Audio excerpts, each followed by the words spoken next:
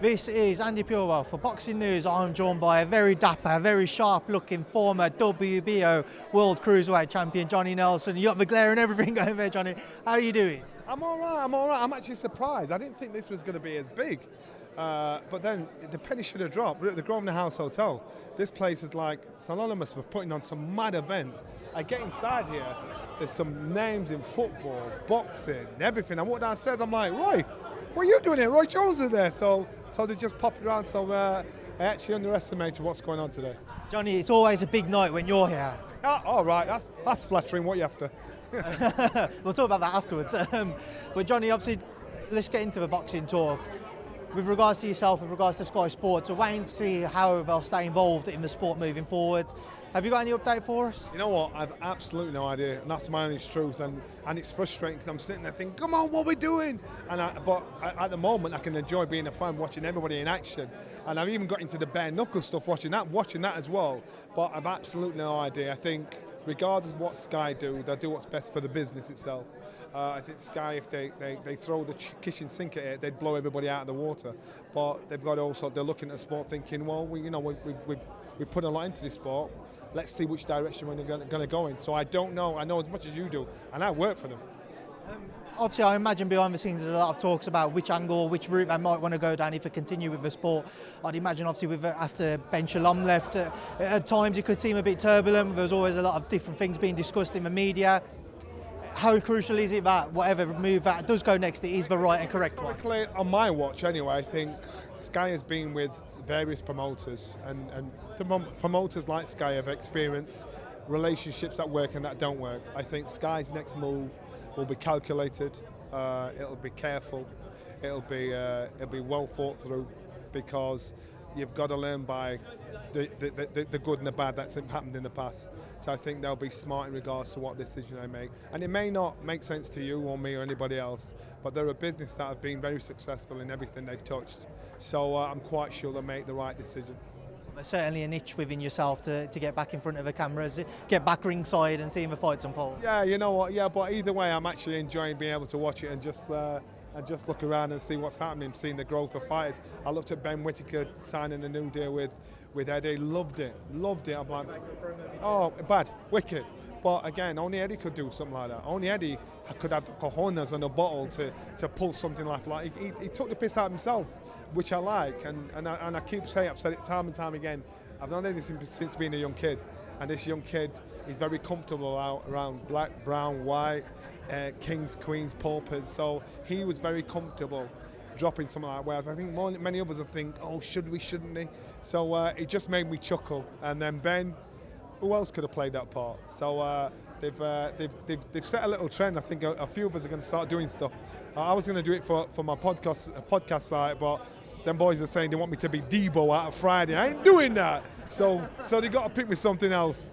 I don't know, Johnny, you might get some views if you was to pretend to be Debo. But obviously, you know yourself, Benn is a tremendous talent, Johnny. How excited will this chapter in his career be now with Eddie? You know what, I think when Benn initially signed with Boxer, I was surprised. I thought, all right, because Boxer was like an unknown entity. But if it had signed with Eddie, it wouldn't have surprised me. So what he's done is he's just tested the waters. Like, we'll see where we are, see what we're doing. And now, you know, he's made the move with Eddie, and I'm quite sure both parties are happy with what he's getting paid and how it's going, and timing's right as well. So he's done what suits him.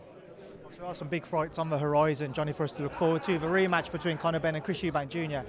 Which side of the fence are you sitting on? Are you expecting repeat or revenge in that note? I'm expecting revenge. I think I think both fighters put on an amazing performance.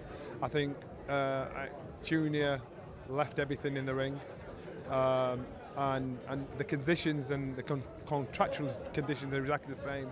So I don't see anything else being physically different. But I looked at Conor, I thought Conor looked like he had a bit more left in the tank to give something else. So I just don't want Conor to overthink it, because I know he said I was too emotionally invested. He needs to be emotionally invested. He needs that eye of the tiger, he needs that sting, he needs that I want to smash your face in. But he needs to do it in a calculated way. Not be too smart and overcook it. Another weight cut like that for Eubank, how much of a factor do you think that will play in the build-up to that fight? A massive factor, which is why I say I think it'll be revenge rather than repeat. Just away from that one, you've got another fantastic fight, Anthony Yarde and David Benavidez. Do you see Anthony upsetting the odds there?